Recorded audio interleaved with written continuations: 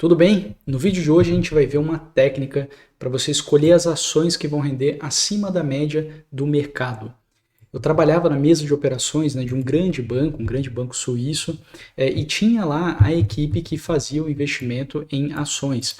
E essa equipe fazia ali centenas de milhões de reais, né, que tinha ali investido em ações, em diversas ações, em diversos setores, usando várias estratégias também. Isso tudo ali na nossa mesa, né, proprietária que a gente fala, ou seja, nosso trabalho era rentabilizar o próprio capital do banco. Então não tinha capital de cliente, né, esse tipo de coisa. Então era realmente assim, só operações que faziam muito sentido para rentabilizar bem o capital do banco. E aí uma das mesas de operação, então eu era da mesa de operação de opções, né, formador de mercado, mas existia essa outra mesa de investimento em ações, que a gente chama de cash equity, que é investimento em ações direto, né? E essa mesa sempre tinha ali algumas estratégias, né, bem definidas para dar bastante retorno para o banco. Então, por exemplo, né, estratégias de stock picking bastante. Então, poxa, qual empresa que está num preço interessante, uma empresa que está que é promissora, né? Long and short. Então, poxa, essa empresa aqui está muito boa, mas essa outra empresa do mesmo setor não está tão legal. Então, vamos fazer uma operação relativa, né? Compra uma e vende a outra. Enfim, e dava muito trabalho, né? Não era o meu trabalho exatamente, mas era o trabalho da equipe que estava do meu lado. E claro, a gente conversava muito, até porque alguém vinha, né? Um grande fundo, né? Vinha cotando uma operação de opções de uma determinada ação, naturalmente, quando era uma ação, vamos dizer assim, um pouco diferente, eu perguntava, né? Falava, vem cá, tá acontecendo alguma coisa? Ah, sim, existe o boato de que vai sair uma aquisição, ou a empresa está tentando adquirir outras, pode ser que saia alguma coisa. Então, a gente tem que tinha, né, que estar muito esperto com esse tipo de coisa quando eu fazia o trabalho ali de formador de mercado, tá? Tô te contando tudo isso, daqui a pouco a gente vai chegar sobre o que você vai fazer, né? É bem diferente o que um investidor vai fazer versus uma mesa de operação ali de um banco que está, enfim, gerando recurso para o próprio banco. Agora, tinha também muito, né, nesse trabalho de seleção de ações e investimento puro em ações dentro da mesa proprietária do banco, tinha muito de escutar os gestores e escutar as teses deles. Então, tem um gestor que gosta muito de educação, tem outro fundo que está bastante investido em tecnologia da informação. Então, qual que é a tese? Por que eles acham que essas empresas são boas ou esses setores são legais, né? Então, muito almoço, muito jantar para discutir essas questões. Estou falando tudo isso porque você, investidor, não tem acesso a esse tipo de coisa e não vai ter mesmo, porque isso daí é lá o coração, né, do mercado financeiro. E normalmente quando eu falo coração, a gente tem dois corações. Tem a Faria Lima, era onde eu ficava, que é São Paulo, e tem o Leblon, que é o Rio de Janeiro. Por quê? Rio de Janeiro normalmente são as gestoras de recursos. A Faria Lima ali é mais a formação de mercado, apesar de que muito, né, do Rio de Janeiro acabou indo ali para São Paulo. Mas enfim, agora existem estratégias bem inteligentes e muito simples de usar para você, que é um investidor pequeno. E eu, que já fui da mesa de operação do banco, eu não faço as estratégias que eu fazia lá no banco. Por quê? Porque não eram boas? Não é isso. É porque o foco era outro. Ali eu tinha todo o capital necessário, então podia emitir CDB, podia tomar a dívida da branch, né, offshore. Então, tinha várias alternativas ali para levantar capital. Por exemplo, eu como investidor eu só tenho o meu capital e só. E outra coisa, eu estava ali todo dia, eu digo assim, durante o dia todo, grudado na tela, olhando o mercado, olhando cotação, falando com os gestores. Sinceramente, eu não quero mais isso. E foi legal, foi muito bom, mas agora eu quero passar tempo com a minha família, quero viver tranquilo. E aí, você como investidor, recomendo que você faça a mesma coisa. Mantenha o seu trabalho normalmente, ganha dinheiro com o seu trabalho e ganha também como investidor. E não fazendo ali as operações de curto prazo, de formação de mercado, como é no caso de um banco, tá? Ok, então tudo isso é para te falar que existem estratégias inteligentes para você fazer e hoje eu vou te mostrar uma dessas estratégias. Se você não está inscrito aqui no canal, né, se inscreve aqui no canal do YouTube para você acompanhar vários vídeos, né, que eu faço sobre geração de renda mensal com as ações e também, principalmente, com as opções, que eu gosto de usar bastante e sempre ensino isso. É comum um indivíduo achar que tem capacidade especial ou estratégia única para investir em ações e que por isso vai ganhar muito dinheiro. Então, se isso ainda não passou na sua cabeça, em algum momento vai passar. Fala, olha, puxa, ninguém está fazendo isso daqui. Ou então, cara, eu tenho uma habilidade em pegar... Tinha uma pessoa lá no banco, era muito engraçado, que ele só operava uma ação, que era a ação da Gol. E aí ele passava lá brincando, era brincadeira, ele era do setor de contabilidade, não era da mesa de operação, mas ele passava lá sempre brincando comigo, falava, comprei Gol, hein, vendi Gol. E ele dizia que ele pegava assim só ali no vale e vendia lá no topo. Era impressionante a habilidade dele. Então é normal a gente pensar isso, tá? Fala, puxa, em determinado setor, em determinada empresa, eu conheço, eu estou sabendo lidar muito bem. E aí desse pensamento de que há uma habilidade extraordinária, surgem nomes fantásticos para as estratégias, porém a performance dessas estratégias normalmente não corresponde a esse nome tão bonito. E isso que eu estou falando, a gente pode aplicar tanto para gestores de fundos, mas como também para vendedores de cursos. Já vi muito aí na internet, a pessoa bota ali um nome, sistema X, que é aquele nome fantástico, né? E ele diz também que a performance vai ser maravilhosa. Mas tudo bem. Vamos lá, eu vou te mostrar aqui, ó, por exemplo, lá nos Estados Unidos, e por que eu vou para os Estados Unidos? Porque lá a gente tem mais dados, a gente tem mais estratégias sendo testadas também. E aí é surpreendente ver como pouquíssimas estratégias realmente conseguem render acima da média do mercado. Quando eu falo acima da média do mercado, isso aí é um índice de várias ações. Então, no caso do mercado americano, é o S&P 500. Então, as 500 ali maiores empresas dos Estados Unidos, faz ali uma carteira onde você balanceia de acordo com o tamanho de cada empresa, que isso a gente chama de market cap. Ou seja, o valor de mercado da empresa, você vai lá, a empresa que tem mais valor de mercado sendo negociado na bolsa, recebe um peso maior no S&P 500. E aí a menor, né, recebe um peso menor. Então isso é o que a gente diz que é a média de mercado. Aí olha só que interessante, vou compartilhar aqui a minha tela para você. Ó. Tem uma que, olha só o nome dela, né? É a ARK Innovation ETF. O que ela faz? Investimento em empresas com tecnologias disruptivas. Fantástico, eu quero essa ETF, né? Ok, nome lindo. Estratégia também muito inteligente, né? Agora vamos ver a performance, olha só. Então começou ali em 2015, né? Começou bem legal, tal. 2018 explodiu, né? Olha aqui, ó, como essa estratégia, a linha vermelha é a estratégia, tá? Olha 2020 no pós-pandemia, onde foi impressionante. Começou 10 mil dólares, tá? Linha vermelha, 10 mil dólares investido nesse fundo, linha azul, 10 mil dólares investido no S&P 500.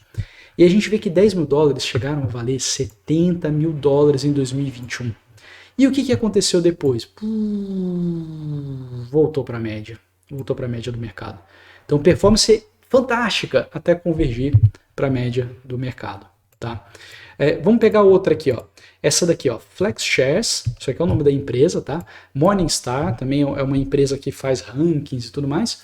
Aí agora vem Global Upstream Natural Resources Index Fund. Olha que legal, empresas globais envolvidas em extração de recursos naturais como energia, agricultura, metais, madeira e água. Essencial, importante, seguro. Apesar do nome parecer ser super interessante e defensivo, olha o que aconteceu aqui. Ó.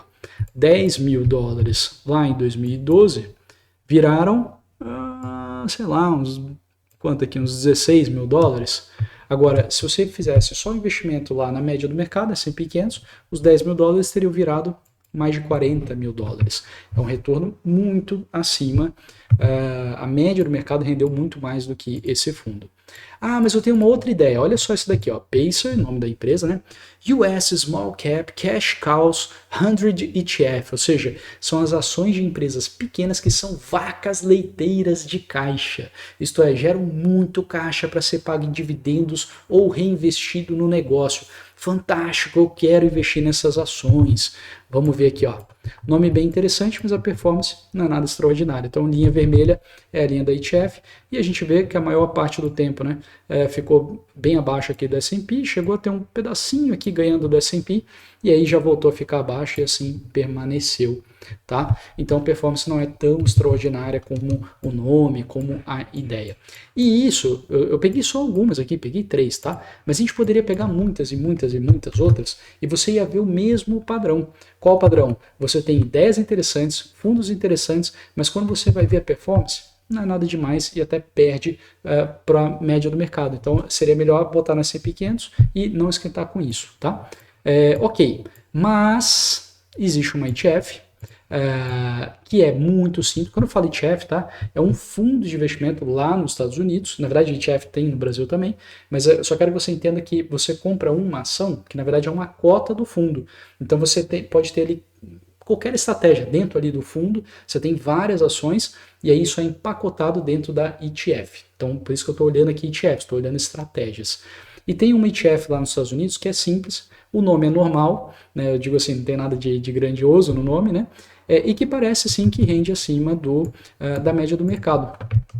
Quem já é aluno meu, né, lá do curso da carteira blindada em dólar, vai poder ver a lista completa das ETFs que parecem ser interessantes, ou seja, parece que realmente rendem acima da média, são poucas, mas a gente vê ali algumas, tá? Mas aqui na aula eu estou trazendo uma, por quê? Porque essa daqui ela é muito simples, né, e parece ser bem efetiva, então pela simplicidade dela eu acho que vale a pena trazer aqui para você conferir. Qual é essa ETF? Deixa eu mostrar minha tela aqui para você ler, ó. Invesco S&P Small Cap 600 Revenue ETF, ou seja, investe nas empresas pequenas, que a gente chama de Small Caps, ponderando cada papel pela receita da empresa. Caio, o que é receita da empresa? Receita da empresa é o quanto ela vendeu de produto. Então, imagina que você tem, por exemplo, uma empresa de software.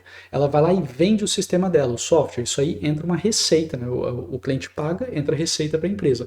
Dessa receita depois vai ser abatido custo de marketing, custo de funcionários, custo da sede, né, dos prédios. Então tem uma série de coisas para chegar lá no lucro da empresa. Então a receita é a primeira coisa, é o dinheiro que entra ali. Um consultório médico, qual que é a receita? É o quanto o paciente paga.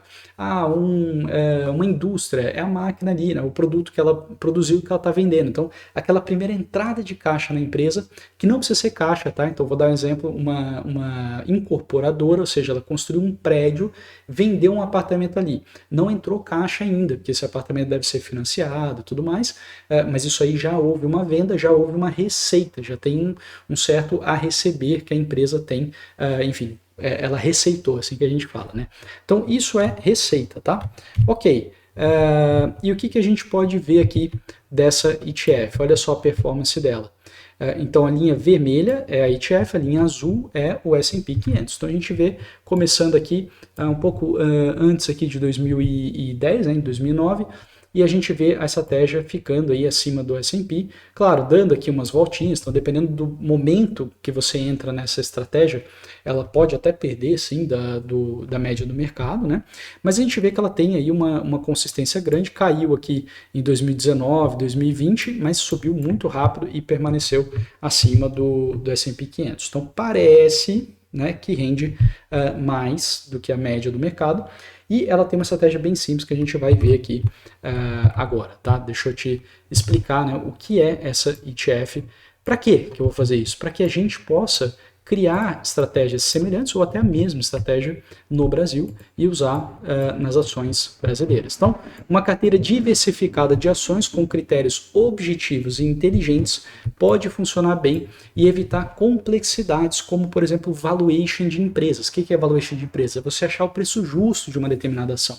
Isso é difícil. Se você tem um critério muito simples e objetivo e que não depende de achar o preço justo de uma ação, poxa, isso aí já facilita muito o nosso trabalho, é o caso dessa ETF.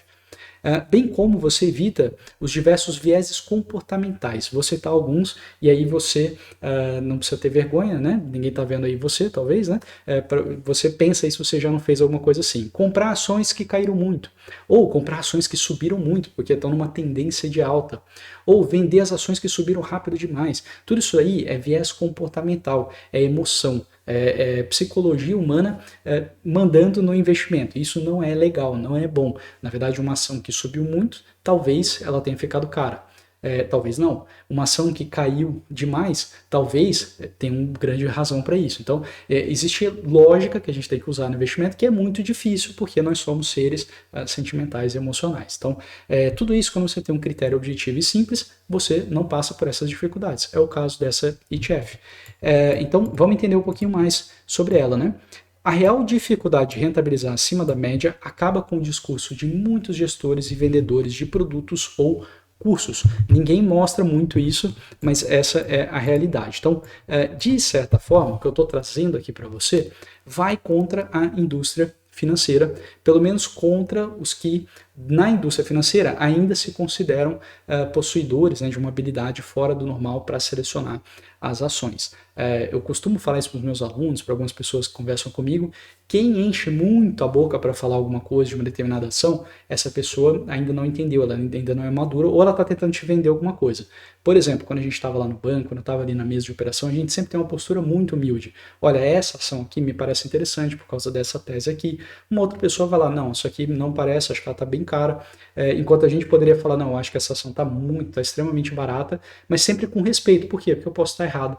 Né? A gente sabe que isso é muito difícil, você bater acima da média com constância. E alguns gestores ao longo da minha carreira eu vi, às vezes não publicamente, às vezes em jantares com a gente, ou almoço, né? Ou ali, enfim, alguma reunião no banco, né? Enchendo a boca, né? Não, porque tal. E depois você via a performance do fundo amargando, né? E aquele gestor, alguns até continuam famosos, mas perderam todo o glamour que eles estavam naquele momento que o fundo estava com uma grande performance. E isso também vale para vendedor de curso. Então fica esperto. Eu vejo na internet muita gente falando, isso aqui é estratégia que vai te deixar, né, multimilionário. Às vezes é até pior, porque às vezes nem tem fundo que faz aquela estratégia. Então, poxa, se fosse tão bom, teria fundo de investimento que faria aquilo, né? Então fica esperto, tá? De uma certa forma, eu estou te ensinando aqui a meio que ir contra a indústria financeira, porque é necessário isso. É claro que, tá, existem pessoas dentro do mercado financeiro, sim, com habilidade extraordinária, porém essas pessoas são pouquíssimas e são muito difíceis de serem encontradas, não no sentido de que são tão poucas que a gente não consegue encontrar, mas no sentido de que quando a gente encontra uma, a gente não tem certeza que de fato essa pessoa é muito boa na seleção de ações. A gente só vai ter essa certeza daqui a 30 anos. Né? Aí a pessoa fala, puxa, mas ela tem um histórico de 10 anos fantástico. Tudo bem, mas pode ter dado um pouquinho de sorte, ou pode ter pego ali 2, 3 cases que foram muito bons e fizeram a performance desse gestor ali nesses 10 anos, mas os próximos 10 anos talvez não seja assim. É nesse sentido que é muito difícil de encontrar essas pessoas. Mas certamente tem, assim como tem o Federer no tênis, que é fantástico, e vários outros tenistas que são extraordinários, é claro que na seleção de ações também vai ter. Tá? Ok, uma imagem diz mais do que muitas palavras. Eu acho interessante mostrar isso daqui para você pelo seguinte, ó, isso daqui, na minha cabeça, é mais ou menos o que é um investidor com uma boa performance, um investidor inteligente, porque ele não está, né, atrás de uma parede de monitores tentando prever movimento de curto prazo, fazendo especulação, tentando prever o que vai acontecer no dia seguinte, se a bolsa vai subir ou vai cair. O que ele está fazendo aqui? Ó? Ele está tranquilo, ele está focado, né, o pensamento dele objetivo, e ele não está se distraindo com nada ali de gráficos e de coisas mirabolantes, tá? Então pensa nisso aqui, né, fica com essa imagem na sua cabeça. Isso aqui é um investidor, vamos dizer assim, saudável, tá? Ok. E por que os investidores continuam, né, procurando as ações do momento, ou seja, aquelas ações quentes que vão dar super retorno, mesmo diante da realidade de baixa performance das carteiras versus a média de mercado? A gente tem aqui várias razões, vou citar 3 aqui muito fortes. Primeira razão é a ganância, porque algumas pessoas querem, né, retorno extraordinário, acreditando que conseguem superar o mercado, identificando essas ações quentes, essas ações do momento que vão disparar. E aí que com isso elas vão ter, né, retornos assim, substancialmente maiores do que a média do mercado. Então isso aí é o quê? Isso aí é ganância. Mas existe uma outra questão, que é a estratégia do investimento ativo. que é isso? Várias pessoas, eu me incluo até nelas, né, preferem uma abordagem de stock picking. O que é isso? É você tentar selecionar as ações, mas eu gosto disso de uma maneira um pouco mais objetiva, sem achar que eu tenho superpoderes. Muitos acham que conseguem superar o mercado porque vão fazer ali umas análises detalhadas e vão fazer negociações frequentes com aquelas ações, ou seja, comprar quando elas estiverem baratas, vender quando elas estiverem caras e assim, né, fazendo essas operações vão conseguir ter um retorno muito superior à média do mercado. Né? Então, assim, de novo, né? Existem sim fundos de ações com performance extraordinária, mas a minha pergunta é, será que você tem essa capacidade desses gestores extraordinários? E aí também você pode pensar assim, tá, então ou eu não tenho, ou não sei se eu tenho, então o que eu vou fazer? Eu vou investir nesses fundos, desses gestores que têm capacidade extraordinária. E esse, de fato, é um caminho para você seguir, né? Caso você não goste de fazer a escolha das ações, porém, sempre você vai ter a dúvida se o gestor vai continuar performando acima do mercado ou se foi algo pontual que aconteceu ali no passado dele, né, no passado do fundo. Diversificar e selecionar de forma objetiva, apesar de chamarmos de investimento passivo, dá bastante trabalho, dá um certo trabalho. Então é aqui que eu gosto, quando eu falo assim, o stock picking, eu tento ter critérios objetivos, tento ter filtros ali para as minhas ações, muito mais do que tentar achar que eu tenho ali uma habilidade extraordinária para fazer a seleção de ações. Né?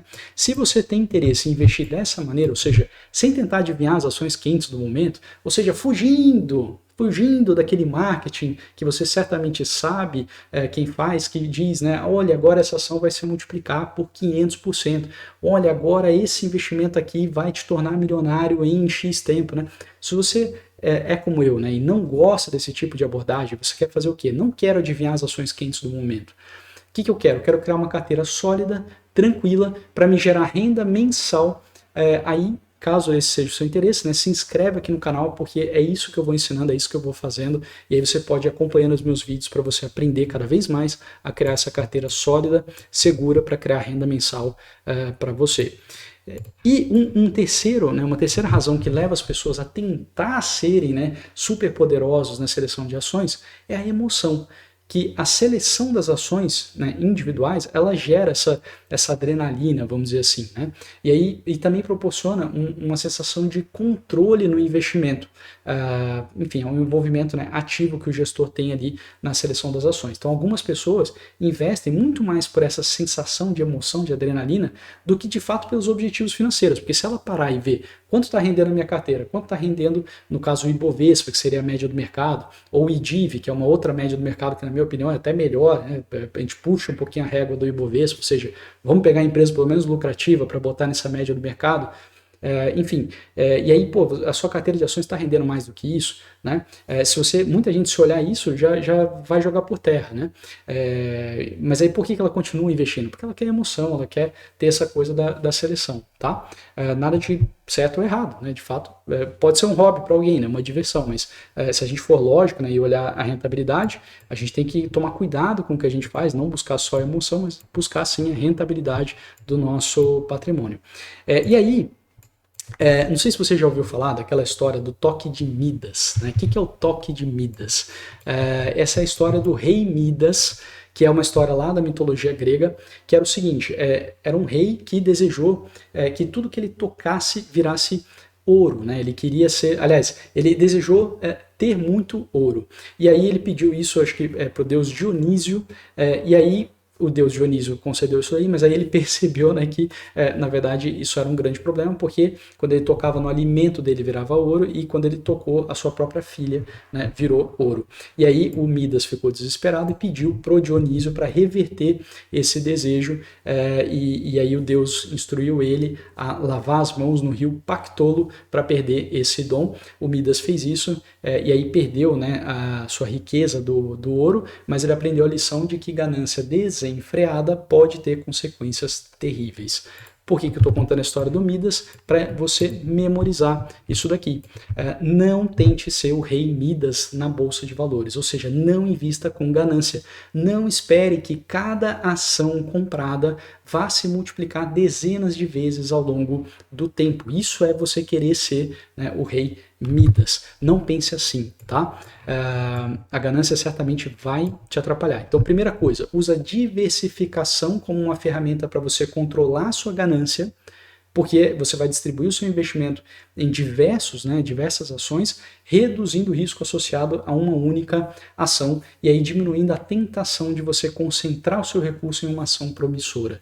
Muita gente, quando começa na bolsa, cai nessa ganância e aí, poxa, escutou alguém ou até estudou a empresa e falou, essa empresa está ridiculamente barata, né? Aquela coisa, essa empresa está de graça, né? Essa frase, e aí acaba que concentra a carteira ali e essa ação eventualmente cai, né? E essa pessoa perde bastante dinheiro, por quê? Por culpa dela, porque ela teve ganância. Então não faça isso. Estabeleça metas realistas. Então defina, eu vejo na internet cada absurdo, gente falando de você ganhar 5, 6% ao mês. Isso não existe, não vá com essa meta. Se fosse assim, todo mundo que tem um fundo de investimento seria ultra trilionário, não teria, não teria reais suficiente na economia para rentabilizar as pessoas aí se todo mundo pudesse ganhar 5, 6% ao mês, tá? Então, traz para a realidade, faz uma meta realista, né? Traça um plano de investimento realista, bem pensado. Por quê? Porque isso aí vai te ajudar a ter o foco correto, né? Foco no longo prazo, em vez de, por exemplo, perseguir ganho de curto prazo, né? Enfim, se aventurar aí no day trade, né? Vai perder dinheiro, fazendo aí swing trades e tudo mais, tá? Eu sempre falo, né? Falo com meus alunos, tudo. Swing trade, day trade, são palavras, são termos assim que eu nunca escutei na minha mesa de operação. Quando eu estava lá profissionalmente, a gente nem pensa em fazer day trade, isso é uma aberração. Assim como a gente não pensa em fazer swing trade, a gente tem uma estratégia bem definida, a gente sabe por que a gente vai ganhar dinheiro, a gente bota aquilo ali em prática. Pode ser que no próprio dia você tenha que sair de uma operação, extremamente raro, mas em geral o horizonte, a gente está falando de meses e anos, esse é o horizonte da Bolsa de Valores, tá? Mas enfim, meta realista. Sai dessas loucuras aí que o pessoal fala na internet. Se tiver dando uma rentabilidade assim acima de 30% ao ano, normalmente já é uma viagem de alguém, tá? Bom, a ganância pode ser alimentada também pelo comportamento de manada, então onde os investidores seguem o que os outros estão fazendo. Lembre-se de que seguir a multidão ou um influencer nem sempre é a melhor estratégia, então você precisa tomar cuidado com isso para você não cair, né, nesses erros. Enfim, são questões para te ajudar a lutar contra a ganância, que naturalmente na Bolsa de Valores, como todo investimento, tá? Mesmo fora da Bolsa de Valores, pode ser um investimento imobiliário ou uma empresa, você vai sempre lidar com a ganância e o medo, e você vai ter que saber combinar muito bem essas duas coisas. Então deixei algumas dicas aí para você não cair na ganância no mercado financeiro. Quais são então os critérios objetivos dessa carteira de ações que rende acima da média STF que eu mostrei lá no começo? Então, primeira coisa, são small caps. O que são small caps? São empresas com baixo valor de mercado. Deixa eu mostrar aqui a minha tela para você acompanhar esses critérios. Isso aqui é importante. Então, aqui está a descrição lá no PDF do S&P, que faz o índice do S&P Small Caps, e aí ele mostra ali que as Small Caps são empresas que valem entre 850 milhões de dólares e 5,2 bilhões de dólares. Ok. Como que a gente aplica isso na realidade brasileira, né? Então, se a gente pensar, poxa, uma empresa de 5 bilhões de dólares, a gente está falando em 25 bilhões de reais, é uma empresa grande no Brasil, né? Então a gente precisa relativizar o que é uma empresa pequena nos Estados Unidos, na verdade uma empresa grande no Brasil. Então se a gente fizer, eu peguei alguns números para tentar facilitar a gente, tá? Então, ó, aqui está o que está sendo usado ali em dólar, né? 850 milhões de dólares até 5.200 milhões, ou seja, 5,2 bilhões de dólares. Ok. Em reais, só fazendo a conversão aqui pelo câmbio, né, vai dar mais ou menos 4,2 bi a 26 bi de valor de mercado da empresa, o que é muita coisa. Aí tem outros números interessantes, ó. Vamos pensar aqui no market cap da bolsa como um todo em trilhões. Então a bolsa como um todo americana, tá, o market cap mais ou menos 36 trilhões. Isso aqui pode estar um pouquinho errado, mas a ideia é só números grandes aqui para a gente ter uma ideia. Enquanto o Ibovespa todo somado dá aí cerca de 1 trilhão de dólares. Ou seja, a taxa, né, o ratio aqui, um dividido pelo outro, está dando 35,94, 36 vezes, né? Então se a gente pegar o número aqui em reais e dividir por 36 para tentar chegar na realidade brasileira, a gente chegaria em empresas bem pequenininhas, que seriam 121 milhões de reais a 743 milhões de reais de valor de mercado.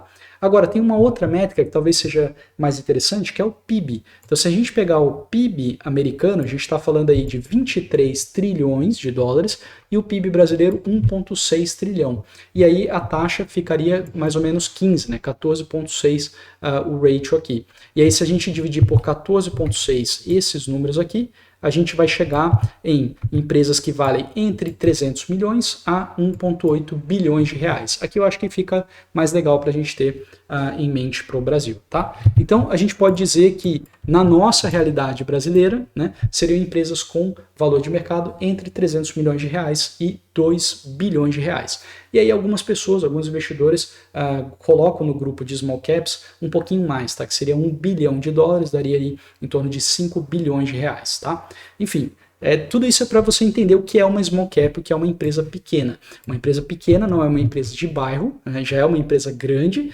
perto da realidade da grande maioria, né, enfim, de todos os brasileiros, né, é uma empresa grande, mas não é uma empresa gigante, né? Ok, esse é um critério objetivo, então vai pegar só empresas pequenas nesse sentido aqui, tá? Pequena para a bolsa. Existem empresas ainda menores na bolsa de valores, que é o que a gente chama de microcaps, ou seja, são as micro, né? No caso, as smalls já são um pouquinho acima. Ok, qual é o próximo critério objetivo que a ETF faz? Ela pondera esses papéis, essas small caps, pela receita dos últimos 4 trimestres. E aqui é interessante, eu já comentei antes o que é a receita de uma empresa, mas é interessante pensar que o fator principal para uma empresa pequena se tornar grande é o seu volume de receita. E isso, não sei a sua realidade, não sei se você tem empresa, se você é um empreendedor, mas se você conversar com alguns empreendedores, você vai ver que o papo é papo de receita. No começo, enfim, eu não era empreendedor, né? Eu era CLT em um banco, ganhava muito bem, e eu pensava, nunca vou ser empreendedor. Até que por questões pessoais, quis me aproximar da minha família e aí fui sim empreender. E sempre me incomodou isso daí, porque as pessoas só falam de receita, o que me interessa é lucro, né?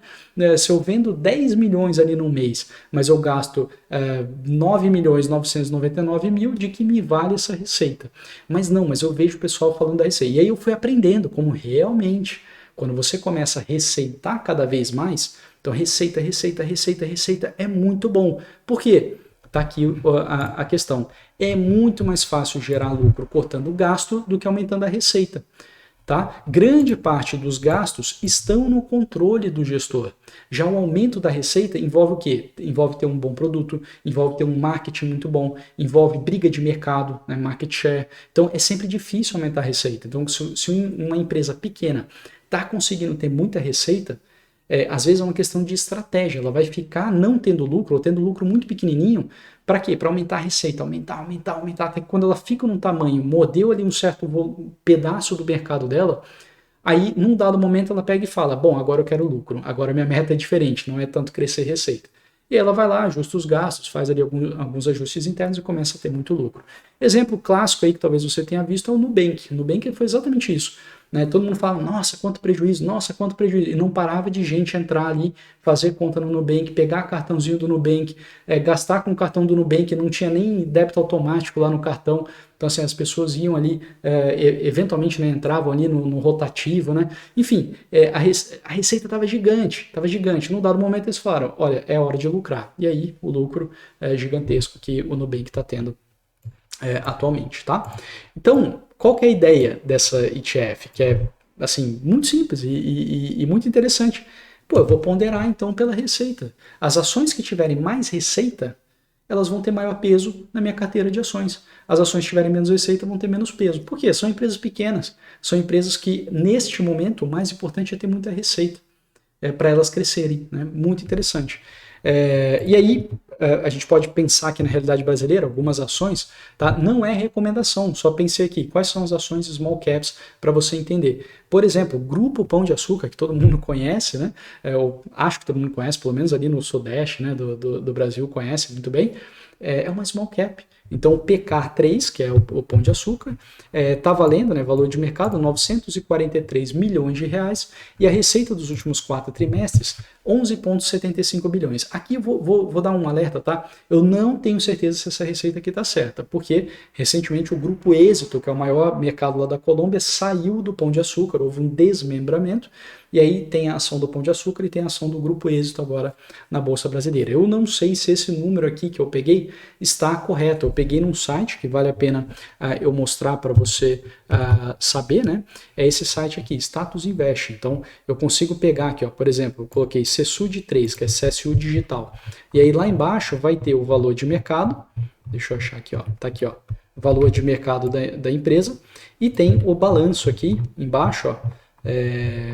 Tá aqui, ó, receita líquida dos últimos 12 meses. Então eu peguei esse número aqui, tá? Mas o certo seria olhar lá no site do Pão de Açúcar, no site de relação para o investidor, ver se em algum momento eles já devem divulgar, né, a receita separada. Certamente eles divulgam a receita separada só do Grupo Pão de Açúcar Brasil, tá? Então fica aí esse alerta. Mas é só para você entender aqui, ó, outra ação, Banco ABC, valor de mercado, 4,48 bilhões, então não entraria ali no critério, né, do 2 bilhões, mas fica dentro do critério dos 5 bilhões. Então, uma small cap já quase deixando de ser small cap. Receita dos últimos 4 trimestres, 4 bilhões de reais. Outro exemplo, a Log Comercial. Log Comercial, valor de mercado 2 bilhões e receita dos últimos 4 trimestres, 247 milhões.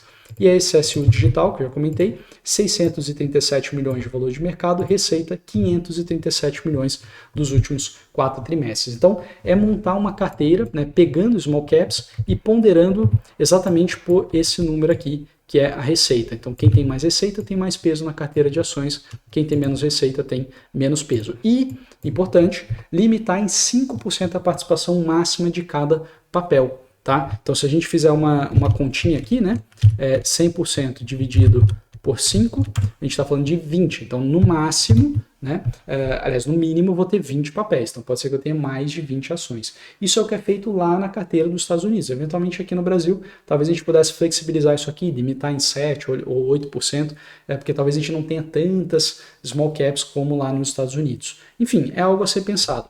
Mas aí eu vou deixar aqui uma lição de casa. Então, fica aqui uma ideia de você montar uma carteira assim com os small caps. Então, procura as small caps do Brasil e aí faz a ponderação, né? Coloca maior peso ali na sua carteira nas que tem mais receita e vê a performance recente, como ficou essa carteira, tá? O objetivo disso não é você validar a estratégia com a performance recente, ou seja, realmente ela está ganhando acima da média, então essa estratégia funciona. Não é assim, né? A performance recente não diz nada, a gente tem que sempre ter uma noção, né, do que é a estratégia, né?